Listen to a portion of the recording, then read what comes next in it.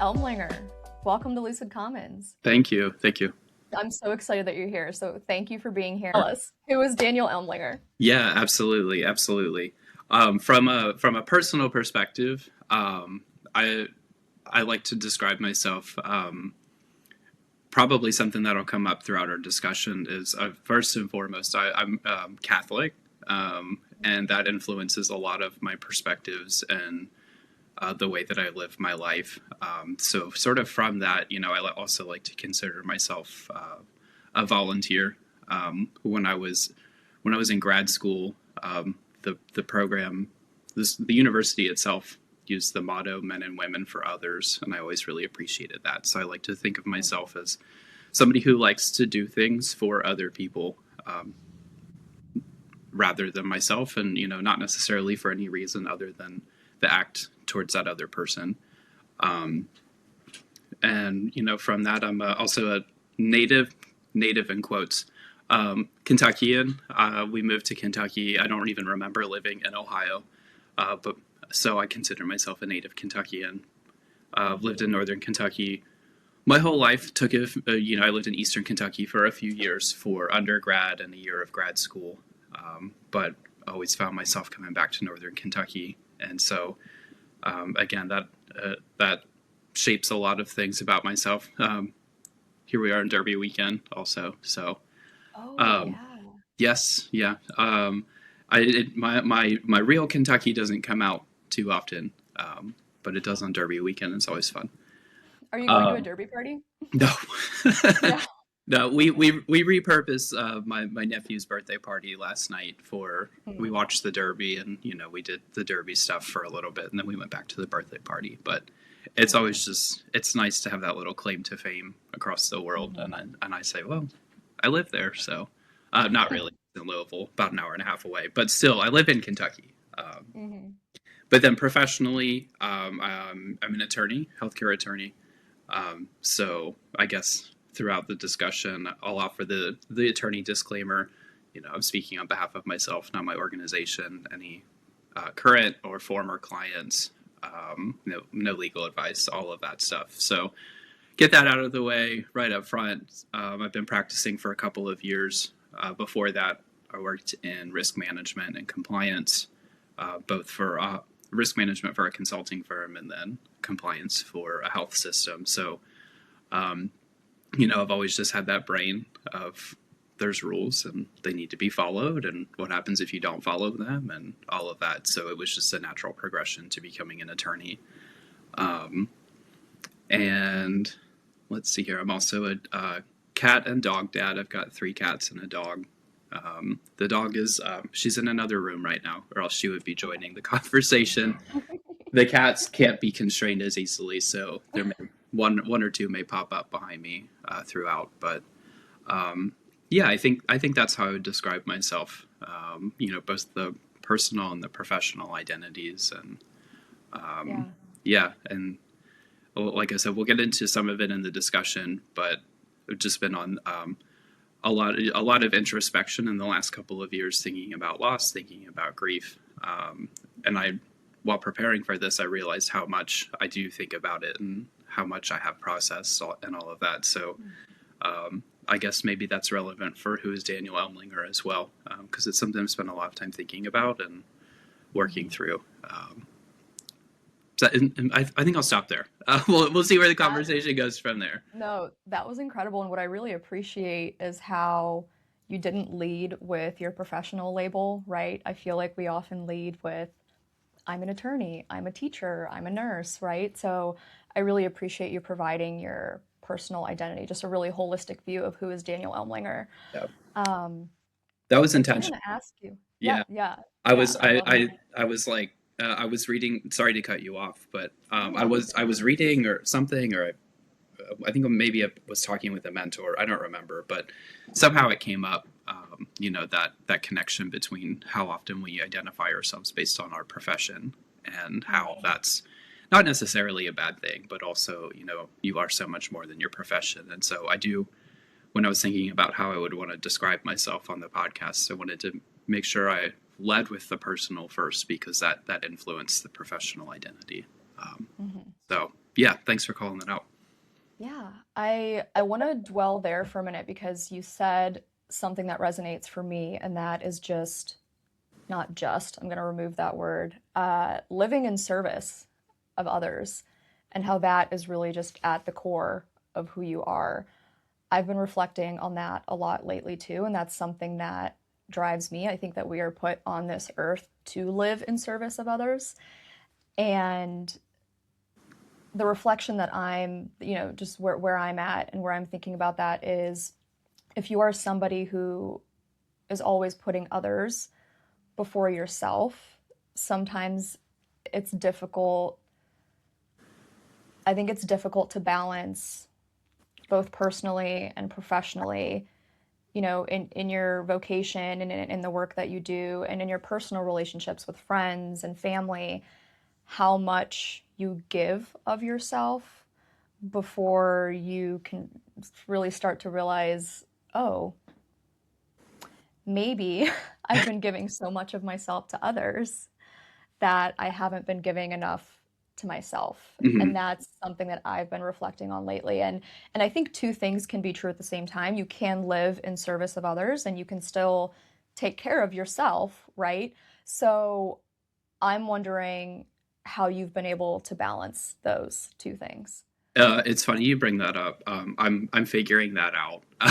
um, Yeah. and my I've been figuring it out with my therapist, and then also even before seeing this therapist, put a lot of thought into that. Um, I don't know that I've got the right answer, but it's funny when I left Big Law, um, I like we've chatted about before, I found myself with time that I didn't have before, or more flexibility that wasn't necessarily available before, and I filled that with I want to get involved in this, and or I want to do this, or I'm going to pick up this hobby, and it became too much. And then I thought, okay, well, how do I dial it back? And then it became nothing. And then I thought, okay, well, there's a balance somewhere in here. And I think I'm figuring it out. I don't know that I've quite got the answer, except that I think I've learned just where the maximum is, where I don't want to, not to use a business term, but the diminishing return. Um, I got to a point where I think I figured it out, and that's where I am right now. So I'm figuring out what do I need to adjust to keep that balance, to be able to do for others in a way that's beneficial for them, for the community, but also not at my expense to where I can no longer do that because I'm so burnt out, or I don't have the time or the energy to continue to do that. And so it is a little bit of a balancing act, and it can change month by month, but I do think it's something that everybody kind of learns trial and error through. um, Hmm. yeah. Yeah, I'm there. I hear you. I'm figuring it out too. Yeah. I do want to ask about your faith. So you mentioned you are Catholic. I was also raised Catholic. Do you think that's where this kind of deep sense of service comes from? I do.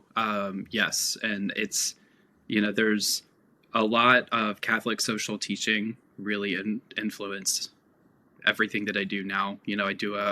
Um, I do a jail ministry. So I go to a local, I think it's officially called a detention center, but colloquially a jail. And we go there. We meet weekly. I don't go every week, but we go there and we just speak with the individuals who are detained there. I very rarely, if ever, find out why they're there, because I don't particularly I don't think it's relevant. My faith teaches me that we're all called to be loved and accepted, if that's by Jesus, if that's what that person chooses to do. And so I'm there to just remind people of that and talk to them about that if that's something they're interested in. And so it's that direct ministry to people who are in jail. That it's explicitly in the gospel, right? Jesus said, or yeah, you know, when I was in jail, you visited me, or whatever you do to the least of those among you, you've done to me. And so, um, really messed up summarizing that, but it's a pretty people generally know what I'm referencing, and that's one of the easiest ways for me to live out, one of the most core teachings of the church. And then otherwise, yeah, I grew up going to mass every weekend. I still do. A very close family. Went to Catholic school for through high school, and so I got to learn about my faith in that way as well. And that I do think that constant presence definitely influenced me up until this point. And then once I got to college and I sort of had that ability to choose for myself more freely, because I moved away for college. Is this something I want to continue to do or no? It there was no hesitation in my mind. It just was a natural progression, and I think maintaining my faith, and keeping up with the teachings, and really reflecting on what that means to me through those formative years, I think really sealed the deal for how I treat others now that my frontal lobe is fully developed and I've got a little bit, I have more independence. I have a job now, so I can afford to donate to things, and I have other responsibilities that aren't just let me call my mom and dad and see if that's okay, or can you sign this permission slip. So I do think that, to get back to the base of your question, I do think that my faith has played a pretty heavy impact in how I interact and try to serve others, because it's one of the most core things of church teaching. Mm-hmm. Can I ask you more about your jail ministry? Yeah, So, absolutely. so clarity kind of being the theme, and I want to get to your moment of clarity that we're going to talk about. But I imagine when you go to jail, that might be a time where you gain a lot of clarity. Can I ask you about the interactions that you've had with people in jail and what those conversations are like? Yeah, absolutely. So I've been doing it for about 7 months now. Yeah, I think I started in September, so about 7 months now. Um, and I wasn't really sure what to expect at first. It's always the individuals who are visiting with us are always, it's their decision. They choose to come to us. We'll offer, here's who we are, this why we're here. I do it through Catholic Charities, so it's a legitimate organization. We're not just showing up and talking about things. We've been properly vetted and all of that, and so we'll if we're in a bigger dorm where the individuals are a little bit freer to move around, we'll walk around and say, hey, we're here if you want to meet with us. There's courtyard's not the right word. It's sort of like an open air space, and we'll if it's not too cold or too hot, we'll go out there so we can have a little bit more of a quiet discussion with individuals who want to join. Or if I am not going to one of those dorms, one of the correction officers will go to the more locked down dorm, if you will, and they'll go to a specific cell and ask if anybody wants to join from there, and then they're brought in. So so that it depends on where we are. That'll kind of guide the discussion. If it's the bigger group, we'll have a more general discussion, to the extent anybody wants to share, or if they just want to listen in. But when we have that smaller group where the individuals are brought to us, that's oftentimes a more meaningful is not the right word, but a more in-depth conversation, because it's a smaller group and the guys usually know each other pretty well, because they're a part of a smaller cell. So it definitely, it leads to a lot of introspection, and it leads to a lot of, I think, I would hope, clarity for them. I don't think that I'm out here necessarily changing anybody's lives, but if I can just get them to rethink and reconsider. My big thing is that there's nothing that anybody can do that can't be forgiven by God. I know, at least in Catholicism, a very foundational principle, I would assume, for the rest of Christianity and probably most other monotheistic religions. And so I just like to remind them of that, because they're in there. They don't have a lot of autonomy, independence to really do much. So they've told me, we have to think a lot, and so we get to offer that perspective and that other topic for reflection when they're not with us. What what could my life look like differently, and do can can I forgive myself even? Again, I don't necessarily know what they're there for, and it's not my place to speak for anybody who may have been victimized by those individuals. But there's a, again, core teaching of the church is that there's nothing that anybody can do that can't be forgiven by God, and so at least giving them the opportunity to think about that and think about what forgiveness can feel like and can look like, and how to go about that reconciliation with others or with God. The conversation can get pretty heavy sometimes, which I appreciate. I appreciate that they trust us, strangers who show up and we're like, hey, do you want to talk about God? And so, yeah, I've had some really good, deep, meaningful conversations with individuals. Unfortunately, I've seen some of them pretty frequently, because they're there for a while. So I almost feel bad whenever I see them and wave and say hi, because we recognize each other, because that again means that they've been there long enough, or we are recognizing each other.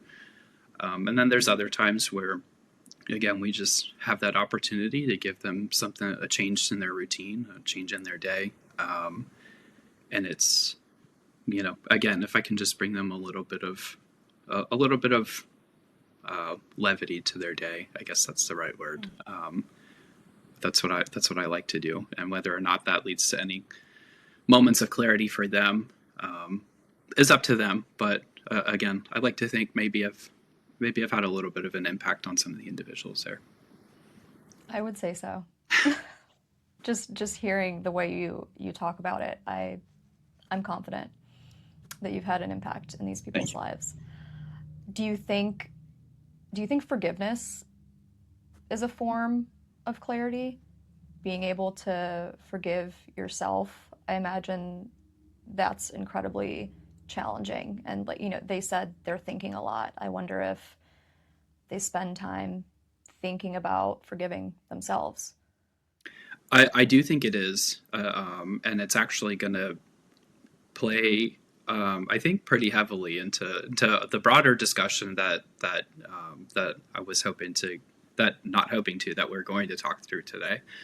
I think forgiveness is such an important thing, and it's a hard thing can be a hard thing, forgiving yourself, forgiving other people. It can be very difficult, but when you bring yourself to truly forgive either yourself or another person, I do think that it brings a lot of clarity in your life, because it requires an assessment of what actually happened, like an honest assessment. For there to be true forgiveness, there has to be that honest assessment, and there has to be that true repentance. And so I think if you're really getting the true forgiveness in the fullest sense of the word, it requires a lot of reflection and a lot of realizing what my shortcomings are if I'm the person asking for forgiveness, or what the other person's shortcomings are, and then making that affirmative decision to say, it's okay, we're going to move on now. I don't want to make light of it, because it can be a very heavy thing, but I think at the end of the day, that is what a lot of forgiveness is. It's accepting that something happened, accepting that you can't change that it happened, and then choosing to move forward. Something I've talked about with my therapist is that it doesn't have to be an excuse of the behavior or the action. It doesn't have to be it's fine, this was a good thing that you did. Like, that's not what forgiveness is. It is more of that, this happened, I realize it happened, and I'm choosing to move forward now. In thinking about forgiveness, I'm wondering, and thinking about your moment of clarity, and feel free to go wherever you want with this. Yeah. But I'm kind of tying, forgiveness in with this moment. Who did you have to forgive throughout your moment of clarity that you want to talk about today? Yeah. it was it was a lot of forgiveness of myself, and then the moment of clarity that I want to talk about is the journey I've been on since I lost my dad. It'll be 5 years ago here in a couple of weeks, um, and that grief journey. When he passed away, everybody says everybody grieves differently, and that is 100% true.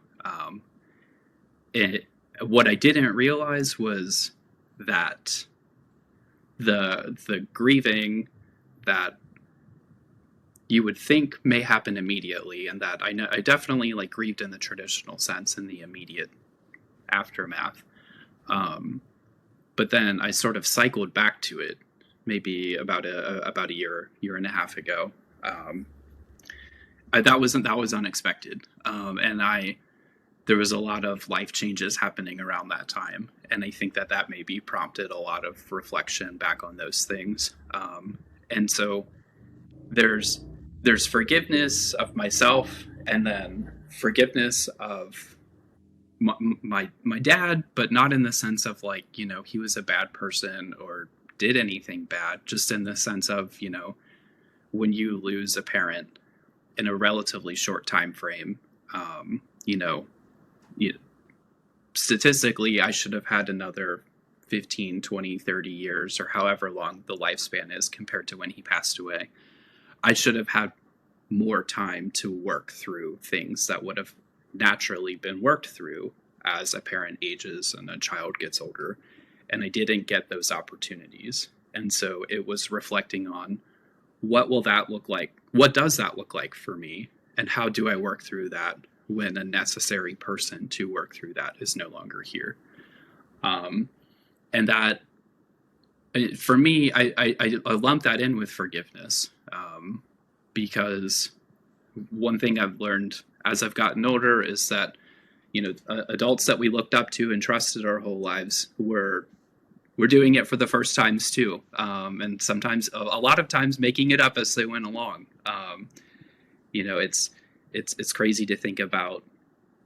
I'm 31, and when my parents were 31, they had a couple of kids at that point, and I think about if I had a couple of kids to take care of, it's crazy, the dynamic of parents and children. Like you put so much faith and trust in your parents, and I love my parents to death.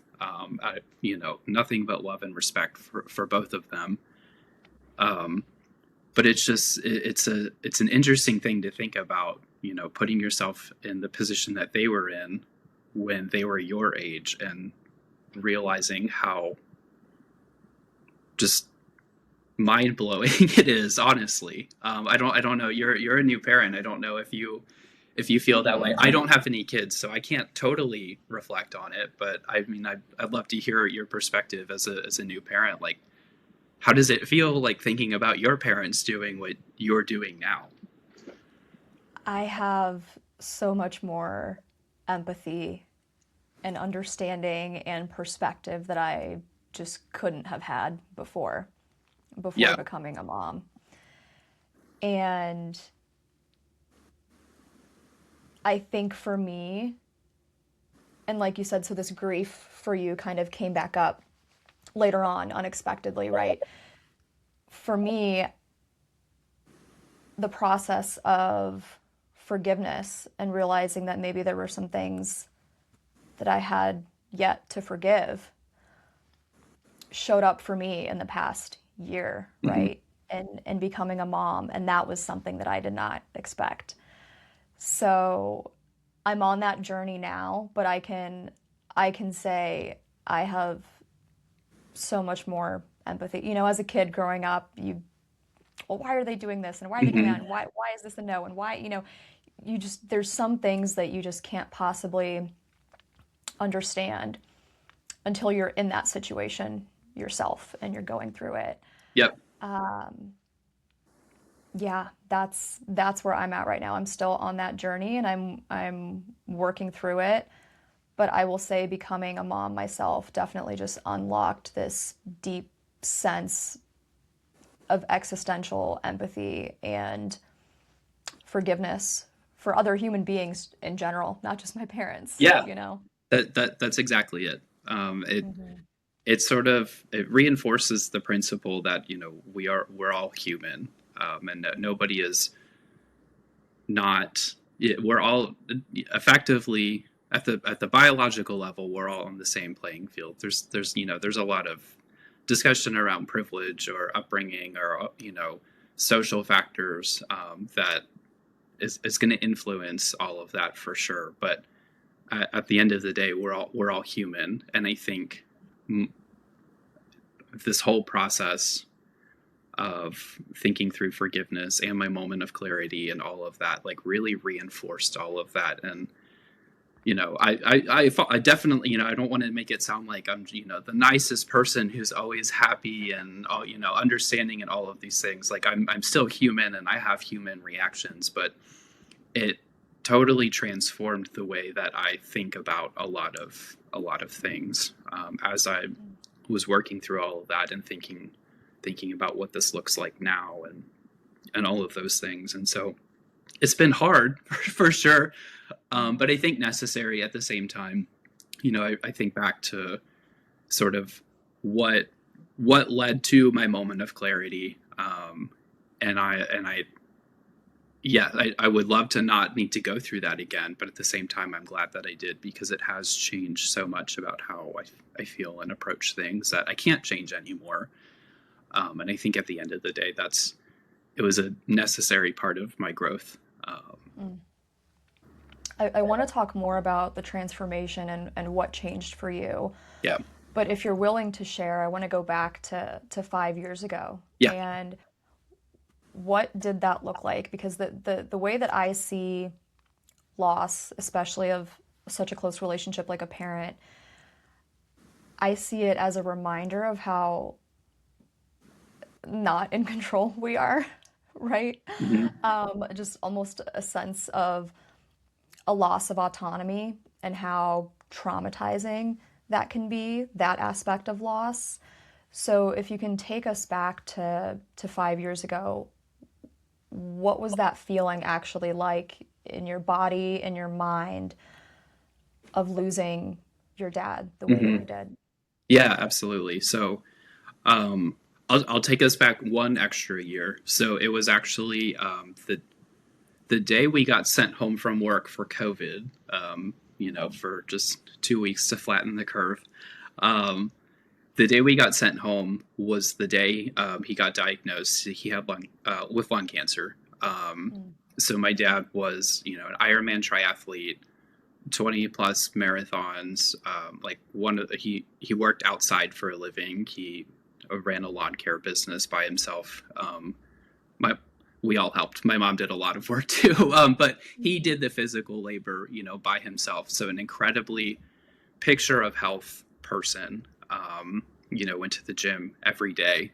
If he didn't go to the gym, he was working out with our home gym. So, doing everything right, if you will. And yeah, so it was the day it was St. Patrick's Day. We got sent home from work, and I knew he was having a test done, and I texted my parents and I said, "Hey, it's procedure was this morning. Any update?" Like, and I think my mom may have responded and said, "Well, we'll talk later today." And I was like, "Well, I know what that means. That means something not good." And so, we've got that whole there's a what is happening COVID wise. I'm working in a health system at the same time, so in compliance at a health system. So trying to figure out, what does this mean for me? How am I going to continue to do my job? All of these things. And I remember I went home. Um, I lived in an apartment at the time. So I, went home, changed, and then drove down to my parents' house and just waited. They were at my brother and sister-in-law's house, I think. And my younger siblings were already home. They knew, but my parents were able to talk to them first. So we all kind of found out around the same time. It was just a matter of my parents wanted to tell us in person, understandably, and I had to get to them. Um, So they came in, and I just could tell right away. Like, I already had the suspicion from the response of, we'll talk about it when later. So yeah, they diagnosed him stage 3, and then about a year later they changed it to stage 4. And then about 2 months after that was when he passed away. So it was a pretty quick from diagnosis to passing. And so to get back to your question, it was everything that you described. There was this just realization that there's so much that I'm not in control of. I moved back in with my parents partly because of COVID. I didn't want to be in my apartment by myself nonstop. So I made them my bubble that everybody had. I moved back in with them, and I kept working, and I slowly moved my apartment back into the house, and sort of became an extra. I don't want to say caretaker, because my dad was independent and able to take care of himself the whole time, but at the same time, I think it was I was just an extra adult in the house that he could talk to. And so that magnified, I think, the initial loss even more, because I was seeing him and talking to him every day from diagnosis up until his passing. Talking about, trying to process, how does this happen? And is my treatment working? Is, what's the next step? Should I be looking at this clinical trial? We think we found this one, and so it was sort of a culmination of all of that, and all of that emotional labor that I was more than happy to do and would absolutely do again, because I loved my dad a lot. And then it was like all of that, it led up to that, and it could have gone one of two ways. It was either he goes into remission, or it ends how it ended. And it was just it was sort of like an out of body experience. I remember the day he passed away. I kind of had a feeling. He had been hospitalized a couple of days leading up to it, because he was having a lot of trouble breathing, and one of the side effect of one of his treatments was I think it was bone pain, which I didn't realize you could have that, but you can, and it sounded very painful from his reactions to it. So there were a lot of complications with that. So he got admitted, and I just kind of had a feeling. I was like, I think that this is probably going to be it. And yeah, a couple days later we went in, and it was early afternoon, like a little afternoon, I think. And it was as peaceful as I think it could be. Again, I think I've blocked a lot of it out, but I feel like I remember it being relatively peaceful. It was time, and I think we didn't want to accept that, but at the same time, the body can only do so much, and it was just time. And so it was, once we realized, like, okay, like, this is really it. It was sort of like you could just feel the difference, like I could tell that he wasn't there anymore. Like, we were all in the room. He had passed away, like that we were certain of that. And like, I could feel the difference that he spiritually, whatever the right word is, was not there anymore. It was just this really weird feeling. And then it was, family came over and everybody's doing everything. And it's weird to accept help in the first place. But I remember, thinking, okay, why are these people here? Like, this is a lot of, and again, not in a bad way. It was this is what a privilege to have such a support system. But I remember I said, I just really want a McDonald's Coke right now. And so I drove to a McDonald's, and sitting in the drive-thru, and I'm like, should I tell the worker that my dad died today? Like, I feel like I need, like, people need to be aware of that, but like that's such a weird thing to tell people. Um, I didn't tell them that, but like that, I remember that's what it was. I was like, no, like Mhm. I think people need to know because like, you know, it's hard to describe. Um, and I don't know how other people who have lost a parent relatively unexpectedly or at an earlier age. I don't know if they felt that way, or maybe it's a normal reaction when you lose a parent. But the world was going on around me, and I had been fundamentally changed that day, and there was like no way for me to tell people that. Um, and then in the weeks that followed, it was just a lot of you're just kind of like, what do I do now? Um, I am figuring out what life looks like uh, without my dad anymore. And so it was that was a long-winded answer to your question, but it's kind of hard to describe. I definitely think anybody who lost a parent they had a good relationship with will understand kind of the weird feeling. But I think your description of a loss of autonomy is probably the best way that I would describe it, because you realize like I this could happen to me right now. There really is nothing that I could do to prevent this. If this is what if it's my time, it's my time. And so that was sort of the starting point of everything that I've been working through the last 5 years now. I wonder how just the traumatic experience of losing autonomy and losing control played into your spirituality. And even in my mind, going back to forgiveness, Mm-hmm. at any point was your faith shaken? Were you angry? Were you upset? Why are you taking my dad from me, especially in this way? Mm-hmm. And did you lean on God during that time? Did you abandon your faith at all, or did it comfort you throughout that time?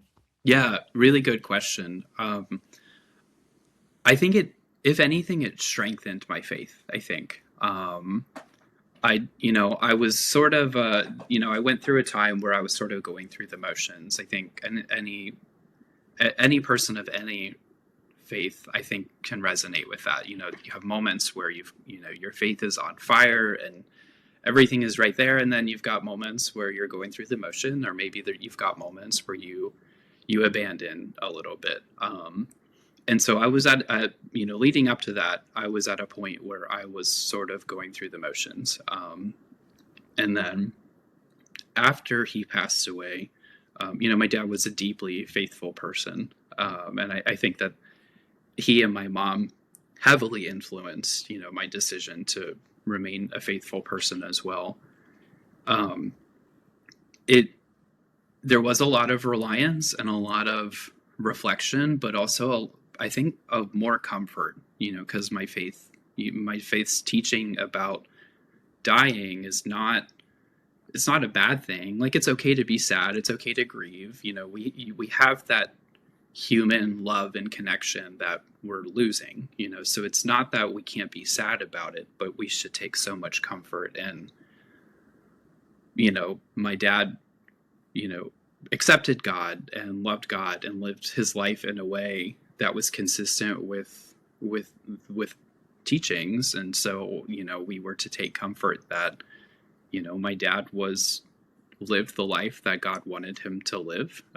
He freely chose to live that way. And so the natural outcome should be that he is in heaven, and all is good, and things are better for him now than they would ever be on earth. And so there was a lot of comfort, I think.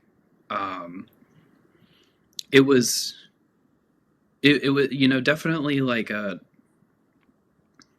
it's just another weird thing to try to describe. Like, I wouldn't say that like it brought me immediate relief or like brought me joy or anything, but I didn't have that challenge or shaken that I think, understandably so, other people may experience. I do think that my faith was strengthened. It made me become a better Catholic because I realized, how much easier the loss and grief process was because I had that faith. And I've pretty openly talked about that with people who are interested. It's not, and I don't share that from a place of judgment for people who had a different reaction. I think that it's a very individual thing, but I did take a lot of comfort from my faith to get in losing my dad, and I do think it significantly helped me get through, at the very least, that initial time, and then even, again, here we are 5 years later. It has helped me get through some of that re-challenging and cycling through the process that I've been going through more recently. So, getting to what that changed for you, you said you were in the line at McDonald's getting your Coke, and you were thinking, do I tell these people that I just lost my dad and I am changed forever? What did that feel like? What did that feel like in your bones, in your spirit, that you knew you were just changed forever, that life was going to be different? Life after loss, especially losing someone like your dad, that you were just going to be fundamentally different. What did that feel like, and what did that change actually unfold like for you? Yeah, it's a good question. I mean, I think it's I kind of joke about it because I make jokes about losing my dad, and I think it changed me in the way that, like, I realized it's such a fundamental part of being a human being that you will lose people in life, and there is a lot of discomfort around death, and people are uncomfortable talking about it. And I was never really uncomfortable in the first place, but I think after losing him, even more so, I became more comfortable talking about mortality and understanding. As cliche as it is, you really only have one opportunity in life to do things, and so, again, not that I am the best at living out this, but when you have an opportunity to do good or to do something for another person or to make the world or your community better, like, you should take that opportunity. Again, you don't have to give up everything and be the world's best volunteer or the most charitable person in the world, but you think about your actions and just the little things that you do. There's the town that I live in has a lot of stray cats, so just leaving some extra cat food out on my porch so that they've got some food, or letting somebody out or merge into your lane when you're in traffic. Like, just those little things, as cliche as it is. And I'm not a cliche person. I don't like speaking in cliches, but I think that I realized, like, the truth behind those cliche statements of, like, you don't realize the impact you can have on other people. And so, I think about, well, what can I do if I never see this person again? Am I going to be proud of the interaction that I had with them? Mm. And again, it's not something that I'm the best at. I definitely miss that. I miss the mark, but that is sort of how I try to challenge myself to live each day, is think about, like, what is my interaction with this person? Is it something that, I'm going to look back and regret how I interacted with them? Or is this something that, I'm going to be proud of the way that I handled it, or the way that I reacted, or what I said to them? And so I think that that's probably the best way to summarize sort of what it felt like after he passed away, and trying to figure out what that meant for me now. I appreciate that perspective. One thing that I've been thinking about lately is it's so easy to feel annoyed or slighted. I'm thinking of interactions that I've had with people, whether it be, in traffic or work or anywhere. You never know what someone else is going through, right? And I once had a coach who she called it the gib, the most generous interpretation of behavior. Hmm. The greatest gift that you can give to yourself and that you can give to someone else is affording them the most generous interpretation of behavior.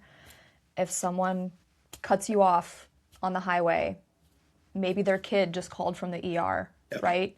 Yep. Your coworker that you're friendly with, you just pass in the hallway, they don't even look up or wave, or okay, well, maybe they just got off a phone call where they got the type of news that you got, Yep. right?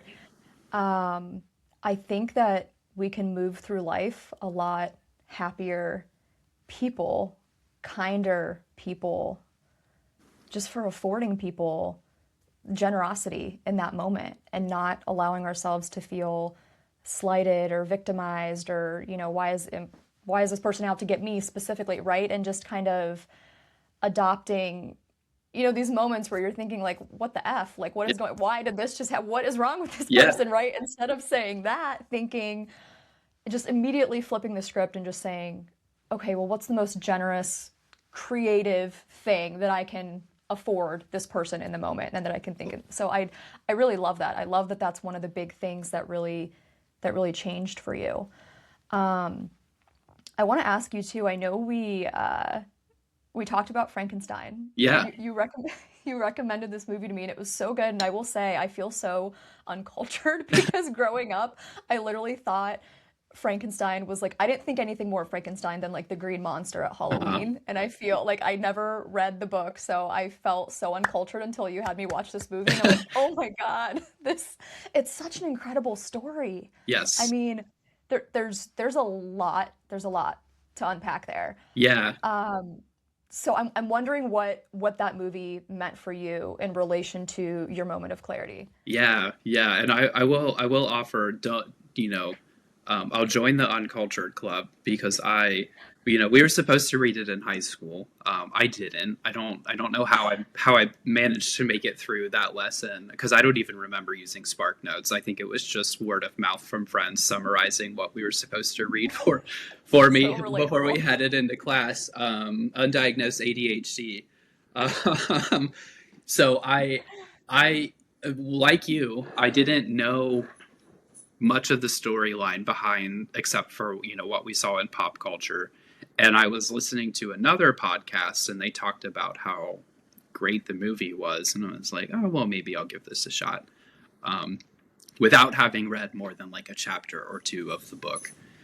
Um, so I will say the book is different in a lot of respects from the movie. There are a lot of similarities, but the book is different, and I guess I'll tag my spoilers, even though the book's been out for a while now. But the creature in the book is not, there isn't that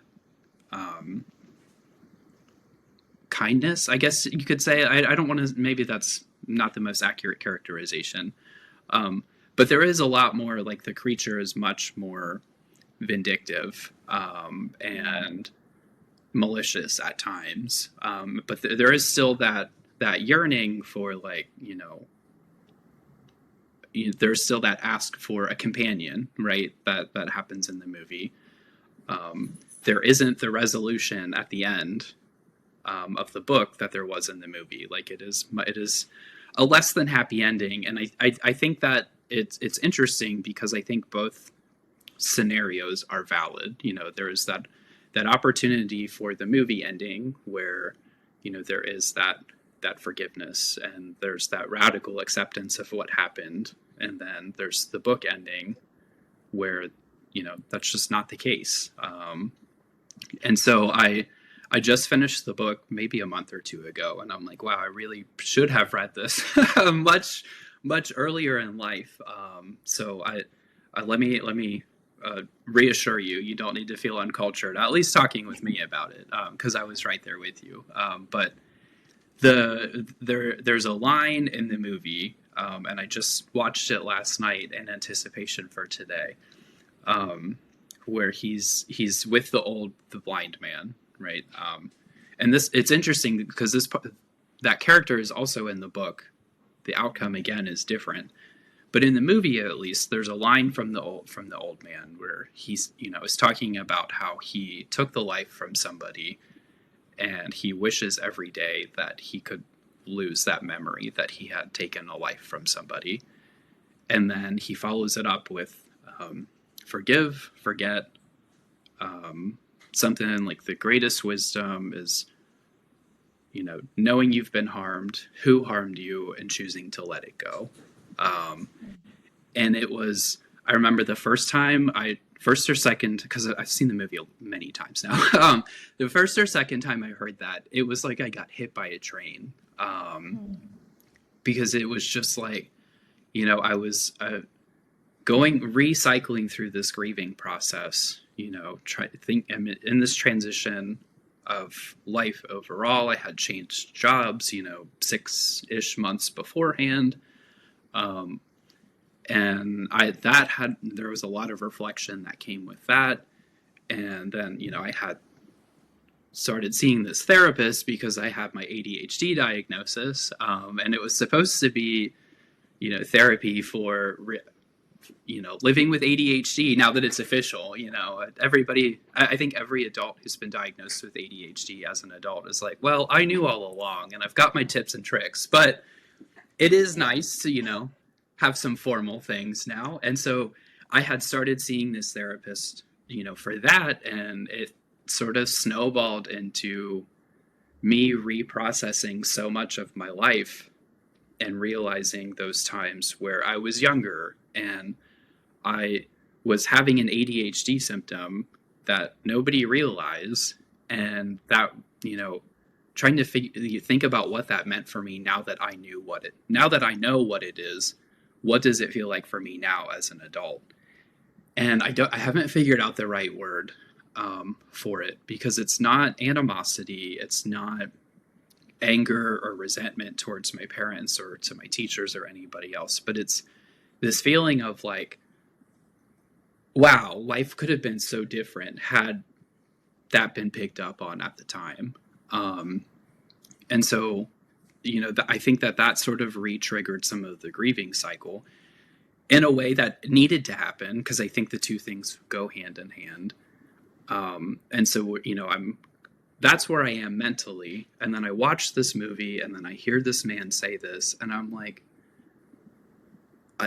I'm speechless, because it's so true. And, I was like, that's the way that I have been trying to live my life, because again, I realized you only get one opportunity on this earth to do something, and holding on to things is not productive. It's not helpful.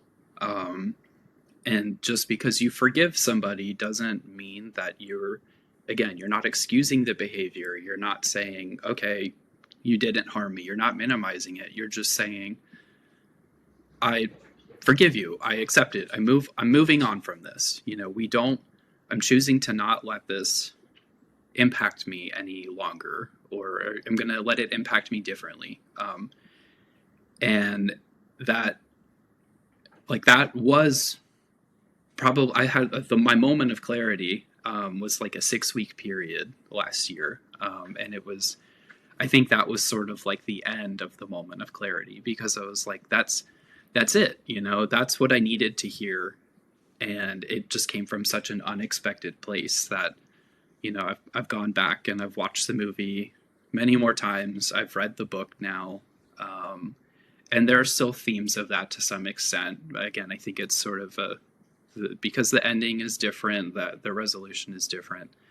But there's still themes of that forgiveness and that human, what it means to be human, and what what emotions can feel like, and just trying to describe all of that in that challenging part of life and your relationships with others. And yeah, I'm going to get speechless again thinking about it, because it's just such a simple way to say such a meaningful thing. Yeah. Wow. Yeah, there's a lot of power. There's a lot of power in simplicity. I want to try to name, you said the feeling when you got the ADHD diagnosis was not necessarily anger or animosity. I wonder if it was grief. And I know that you've experienced, the deepest form of grief ever, right? In losing your dad. But I wonder if in getting that ADHD diagnosis, I think I experienced a little bit of this, and I'm wondering if maybe this is the feeling that you were feeling, grieving maybe the sense of self or the sense of identity that you would have had, the perspective that you would have had somebody noticed, right? Or getting back to forgiveness and forgiving yourself and forgiving them for not knowing what you know now, right? Mhm. Very different forms of grief, but also similar, right? Is there anything that you can say about the form of grief that you had when you lost your dad compared to the form of grief that you have when you're grieving a piece of yourself, an Yeah. identity? Yeah. I see where you're going with that, and I think it's sort of evidence that grief is so much of a spectrum. Because I think that's a fair assessment. The adulthood diagnosis. I think that could be a good word to describe some of the feeling. I don't remember what we had settled on when I talked about it post diagnosis. Because when they're going over the evaluation results, the psychologist who did it was like, "What reactions do you have?" I do think there is that forgiveness element, and it comes back to what we talked about at the beginning. Like, your parents are doing things for the first time. I did well in school, so like the most obvious risk factor was not there, but it was sort of it became a survival strategy. I guess I would commit to memory everything that we're learning in class because I'm not going to do my homework unless I have to turn something in. And I'm not going to read if you tell me to read something, not doing it. But I somehow did well. And, that I was like, okay, well, it works. And so I wasn't struggling in school. I didn't have behavioral issues, but I truly, I was not able to focus on things. In retrospect, I don't know how I did law school and the bar exam. Honestly, except, I do think it was because there was interest in the subject matter, but there was a lot of, I think that grief is the right descriptor. I have a very blessed and privileged life now. Like, I want to acknowledge that. Like, I'm not complaining. I'm an attorney. I've got a job that is mentally challenging in ways that I want. I have a house and I'm able to do things. So it's not that my life is bad, but there is still that feeling of like, well, how would it have been different, and how would it have been different? And there is some of that. There's a lot of that in life in general. But I let myself sit with that for a little bit, and then it was that, okay, well, I'm just going to move on from this now because I can't do anything about it. And I love the life that I have now, and I'm grateful for it. And, it's okay to have that feeling and to live with that emotion and that thought process, but I can't let this define me or hold up or interrupt the life that I otherwise have right now, which again is more than I deserve. And so it's a lot of, I don't have to let that change me necessarily. You said the word yearning at some point. I think you did, or maybe I'm imagining that in I think I this did. I don't remember what I think context, but I know. But I heard this word and I just like hung on to it because I was listening to a podcast about the neuroscience of grief because I'm a brain nerd. I love learning about the neuroscience behind just our human experience. And grief is understood in neuroscience as a form of yearning. It actually triggers the parts of your brain for desire and motivation. So the feeling comes out as sadness, but it's because our brains are yearning and longing for what no longer is. right? There's a discrepancy between expectation and reality. We expect that person to still be there, or to still show up at Christmas, or to still call us every week, or and and they're not. And I thought that was a really interesting way to think about it, because colloquially we understand grief as just sadness, right? Maybe even like the 5 stages of grief. You might go through the anger and the depression and non-linearly, but just to hear it explained as yearning, to me, just felt like the most accurate way to actually describe grief. Yeah. Yeah. I do like that. I think that that's exactly it. And it's, um, we're both attorneys. We understand the power of words. And there has to be intentionality in some of the words that you use. And I think that yearning is the perfect word to describe the grief process, for the things that you just talked through. You're looking for that person. You've got this habit developed, and now it's suddenly gone. And that interruption to that habit is, you're realizing what you're missing, and you're trying to get that back. But then there's also like, yearning for just the way things were in general before, where you're not, in my case, thinking at every moment like, oh, right, like I'm always aware that my dad is dead now, right? Like I don't even have to be consciously thinking of it. It's just always in my mind. And I don't know if that's a good thing or a bad thing. Either way, I don't think it's a bad thing. But my life wasn't like that before he died. And so, there's that, I want to go back to the way things were. It was simpler back then. I had that habit, I had that connection with him, and I didn't have like this constant feeling in the back of my mind, or that constant thought that somebody I loved is no longer alive. And so I'm glad that you found that and shared that, because I think that that's the perfect word to describe the grieving process, is yearning. And I think that that perfectly captures the feeling.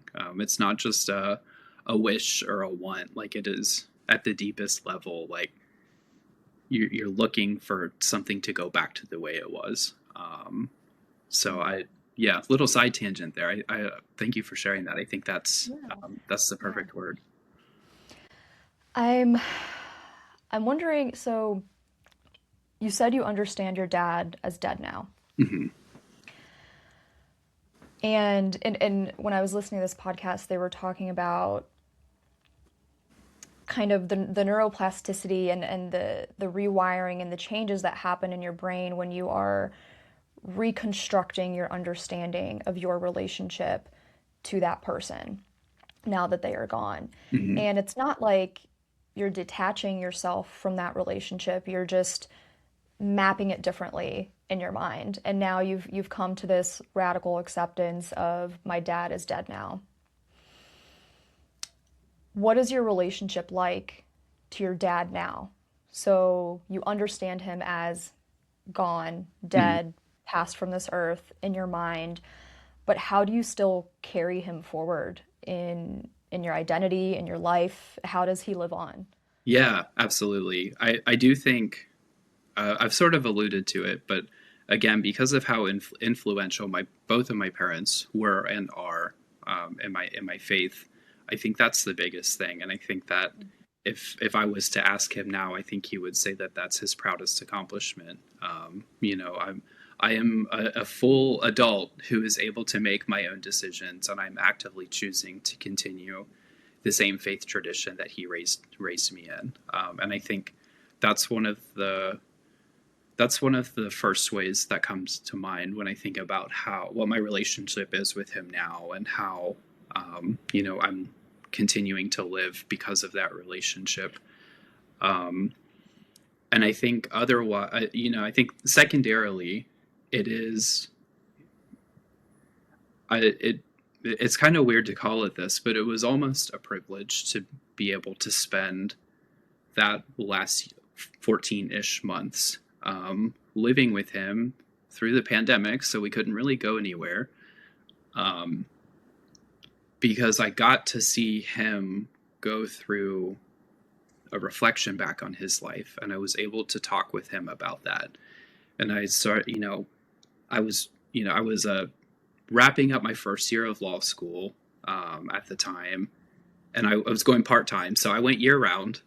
So we had finals, I had a weekend, and we went straight into the summer term.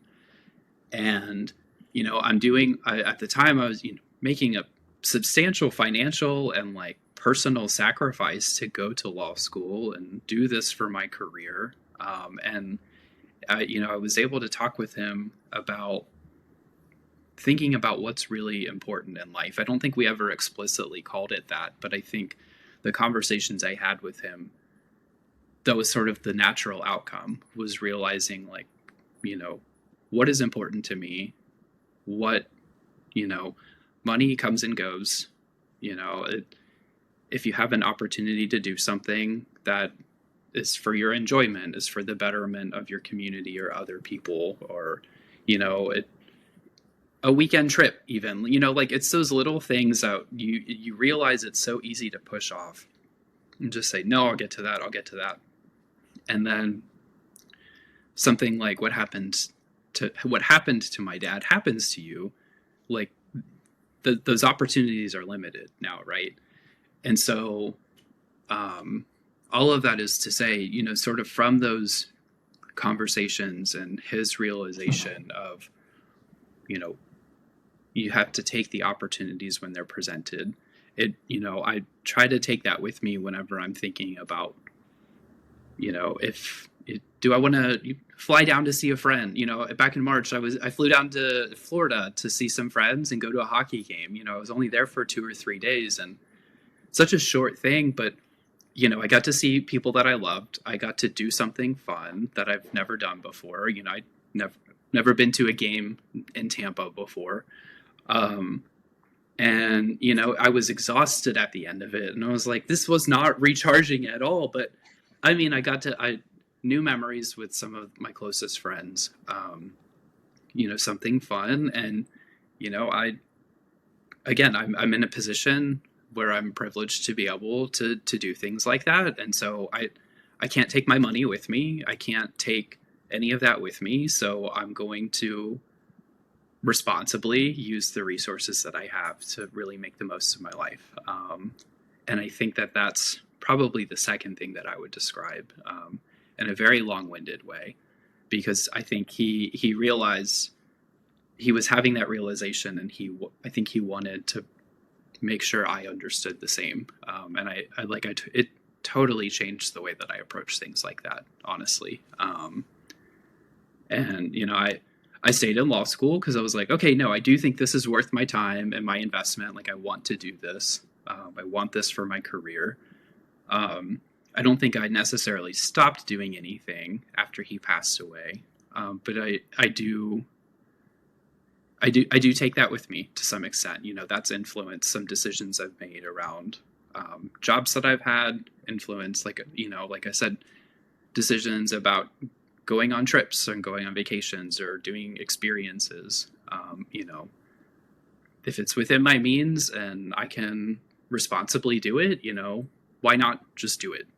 Because the opportunity may not come back, or if the opportunity does come back, I may not be able to at that time. And so it is sort of that living in the moment with an asterisk, responsibly, that I think that that's how I continue to live out, and the influence that the relationship I had with my dad has changed how I live.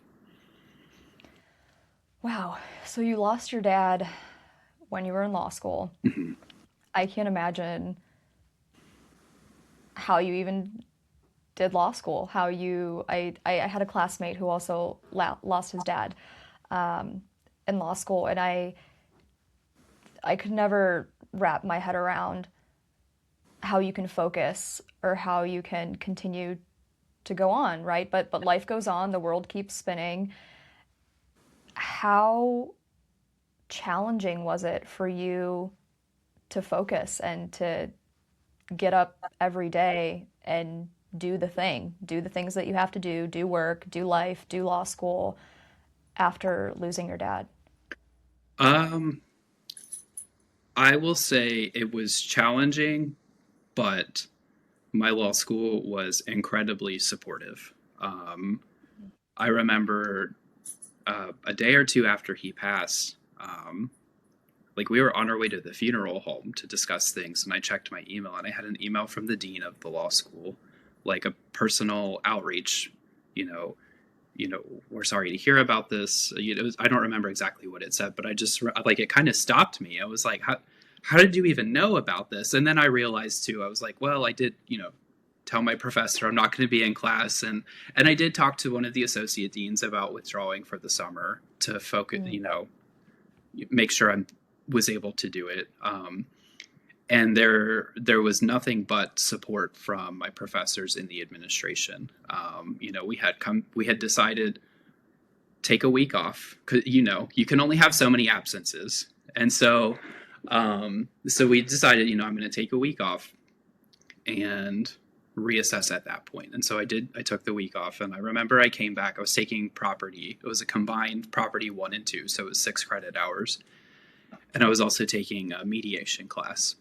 But I remember for property specifically, I reached out to the professor and I let her know that my dad had passed away, so I was going to be gone from class for that week. And I said, I'll make up the assignments, all of these things, because we're doing Zoom law school. So, and she was like, we'll figure it out. Like, don't go be with your family and go do what you need to do. We will figure it out. And I just remember, like every time when I came back, I was like, hey, like I connected with my group for this project and this project. And, here's my contribution and I'm working on this. And it was just constantly like, you're fine.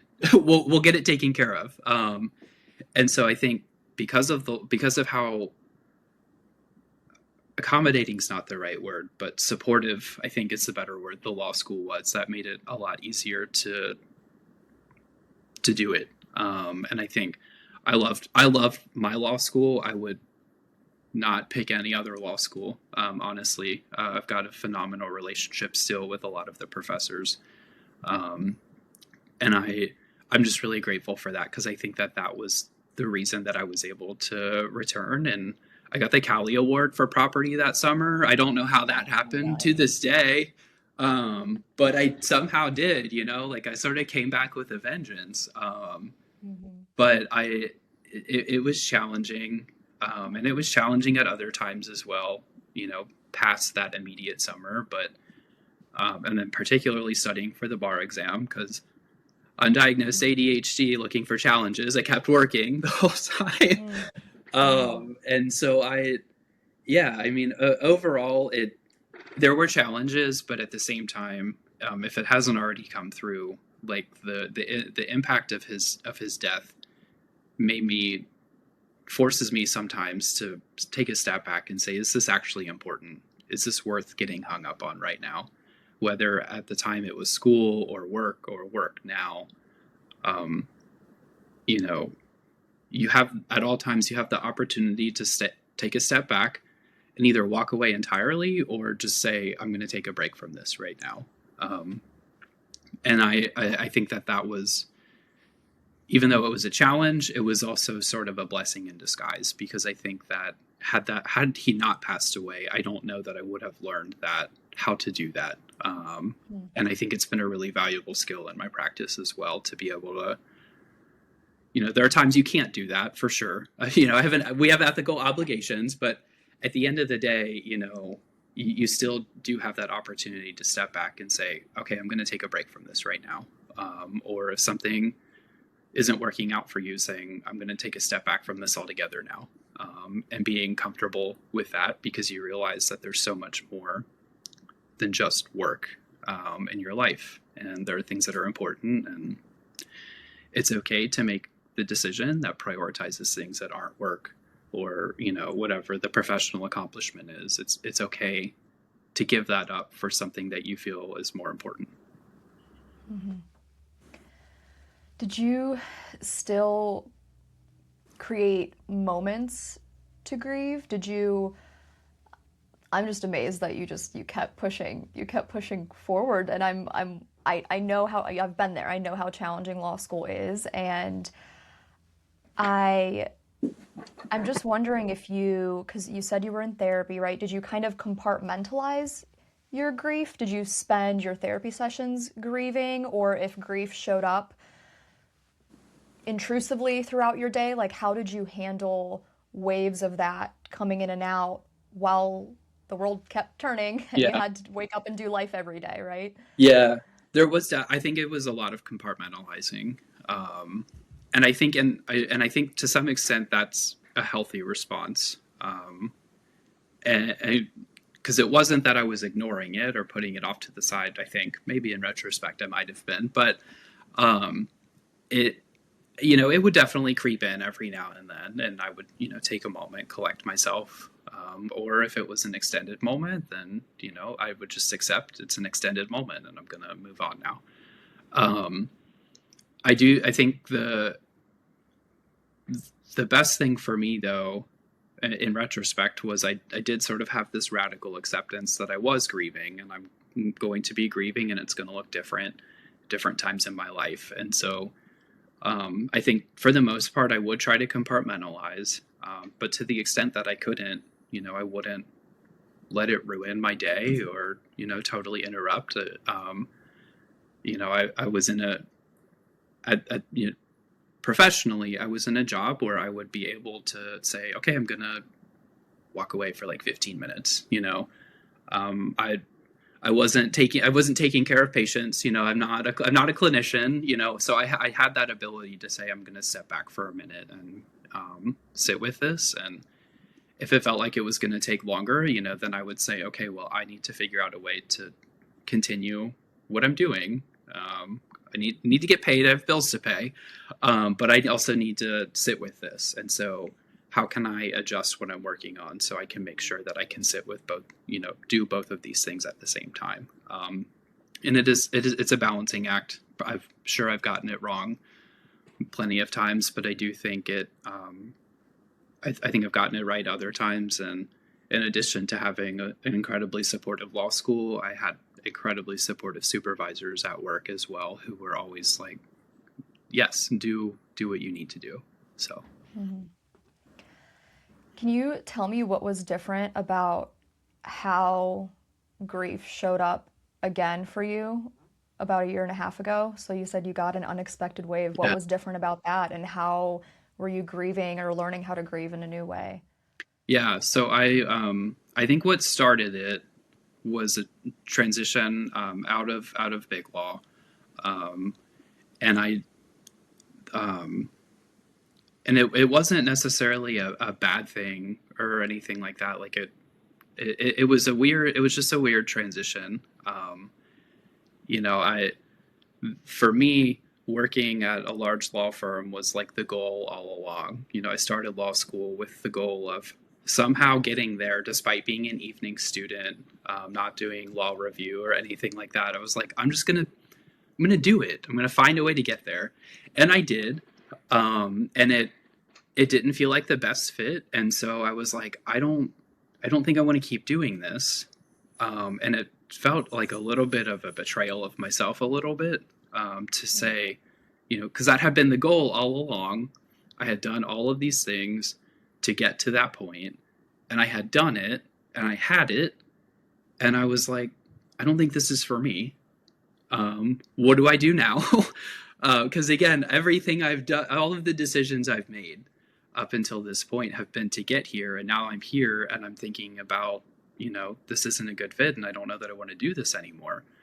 Um, and so there was a lot of that I had to process, because I transitioned into a new job that I absolutely love now, and there was just like that weird moment of like, okay, well, I'm no longer, like I'm doing this now, and my dad never saw me practice before, and and I just gave up like what my goal was all along. Like, this is really weird, and um, I there was just it was just a weird time of transition, right? So I took about a month off between leaving Big Law and starting the job that I have now, and took a trip, did a solo trip to Seattle to see a hockey game. I'd never been to Seattle before. I never traveled by myself, and it was like my trip of yes, if you will. Mm. I upgraded my flight. Um, I stayed. I didn't know anything about Seattle, so I actually don't know much about the area I stayed in, except that it was close to the arena. Um, I walked around, and if something, a museum or something looked fun, I did it. I just said, yeah, sure, I'm going to do that then. There was no real planning other than the hockey game. And so, I had a lot of time to reflect on that in the travel while I was traveling and because I was by myself. And so I think that was what sort of started it. And then the ADHD diagnosis came. And I think that sort of pushed the process along. And it was about that time that I realized, like, okay, I'm re-grieving all of this. Or I'm going through this again because I've had so many changes in my life that I would have talked to my dad about, but I can't now. And so I think that sort of just bubbled up all together. And then, yeah, I watched Frankenstein. And, I saw, just to see this depiction of, even though it's a fictional story, like the worst possible scenario that somebody could be in, right? Like being created out of body parts and having no say in it and living a miserable existence that nobody's going to accept him anywhere, and still at the end just being like, okay, I'm moving on. I forgive you. I've accepted this. I'm not going to live with this anymore. And just the last shot, where the creature's standing in the sun, you can see a tear running down his face. Just was the first time I saw it.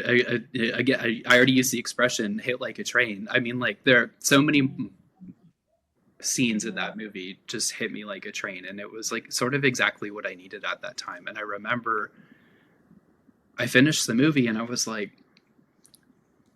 why am I upset? Why do I feel this way? And why was I letting myself get hung up on these what ifs and getting mad that things are different now and all of these other, like, why?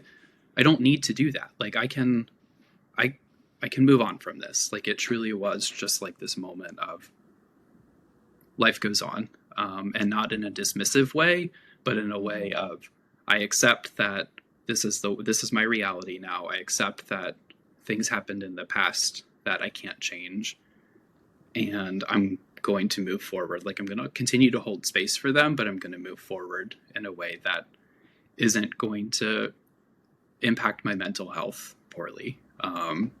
And again, phenomenal therapist who has heard me talk about this movie probably more times than she ever cared to hear. But she, I think a lot of help from her to get to do that and finally get through that transition, and just accept again that this is the life that I have now. And it's hard at times, but I'm great. I don't want to do it again, but I'm glad that I had the experience so I can really think back on what it felt like to, for the first time, and at the time 4 years, realize like how out of control you are of so many things, and how you get through that. I think it was a challenging but necessary thing to happen. Hmm.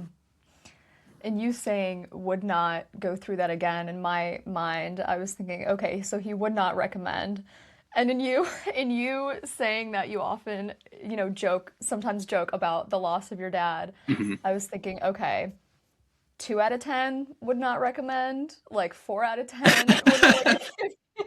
If you could rate the experience, would it be like a 0 out of 10? Where would we even be? I would definitely say a 0. I wouldn't wish this process on anybody. Yeah. No matter who they are or what they've done to me, I would never, ever, ever wish this on anybody. So definitely not something that I hope anybody ever has to experience, but it is something that odds are a lot of people are going to experience.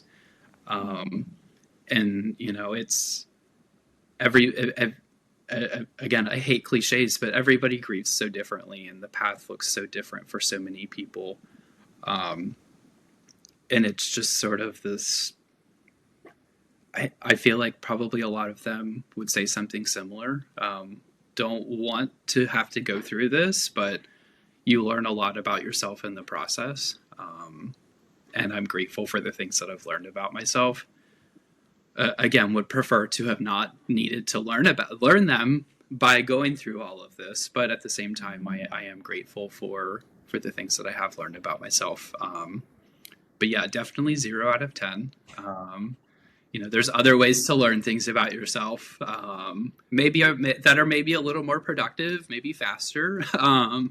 But at the same time, it is, when you're challenged with something so raw and heavy, like you learn a lot about yourself in the process, and that's exactly what I experienced.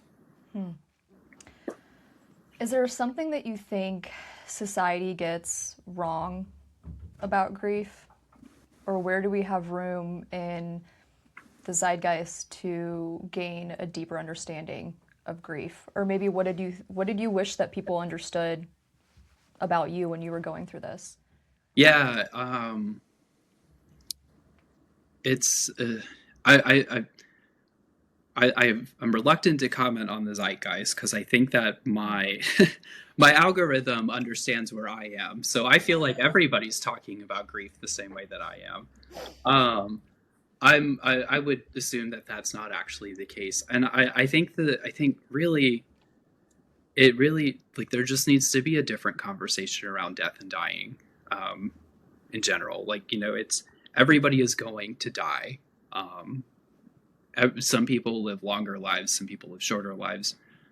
Some people are in control of things that happen to them, and some people are not. And so I think there just needs to be a discussion, just in general, acknowledging that this is something that everybody is going to do, and this is a part of life, and you don't need to tiptoe around it. I do think that was I think that's something that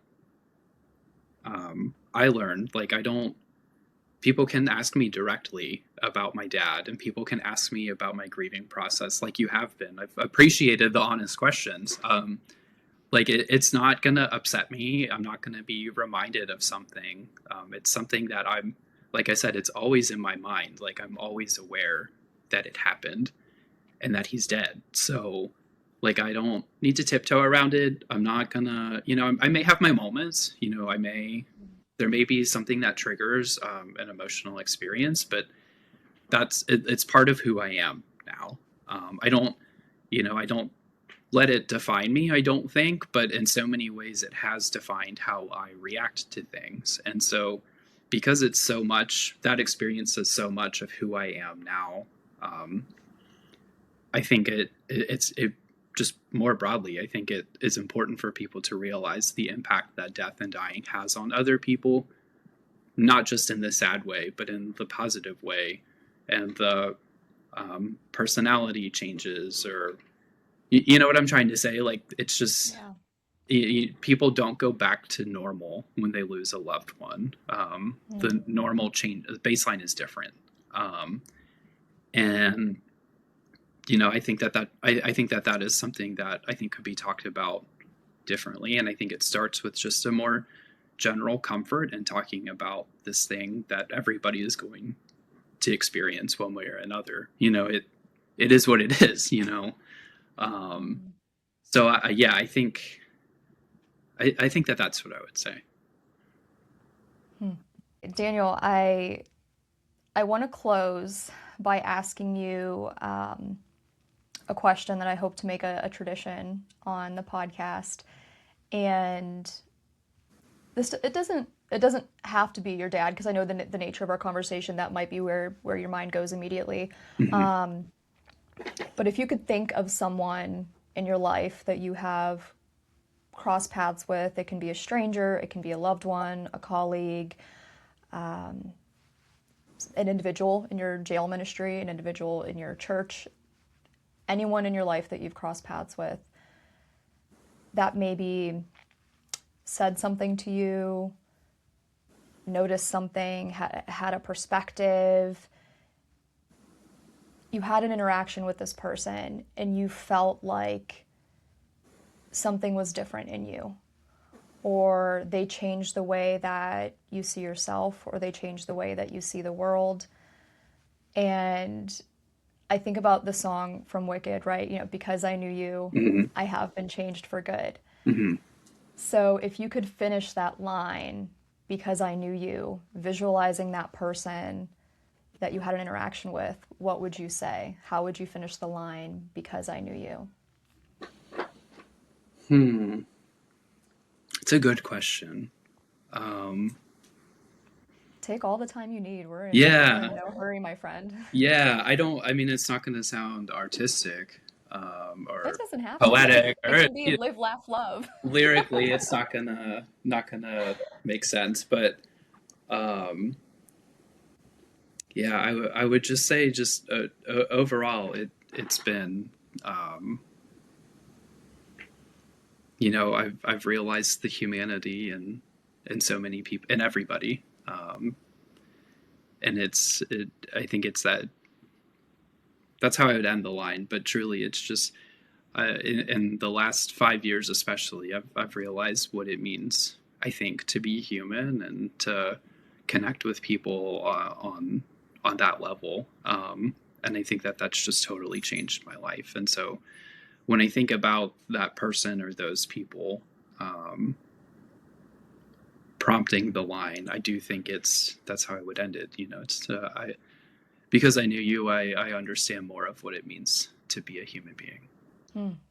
That's beautiful. Especially, I think, in the age of AI. Yeah. That's a whole conversation that we're going to save that for the next time. We're going to save that for the next podcast episode. That's a great place to leave off. Yeah. That's a great place to leave off. Well, Daniel, thank you. Thank you for joining me on Lucid Commons, and until next time. Yeah, thank you.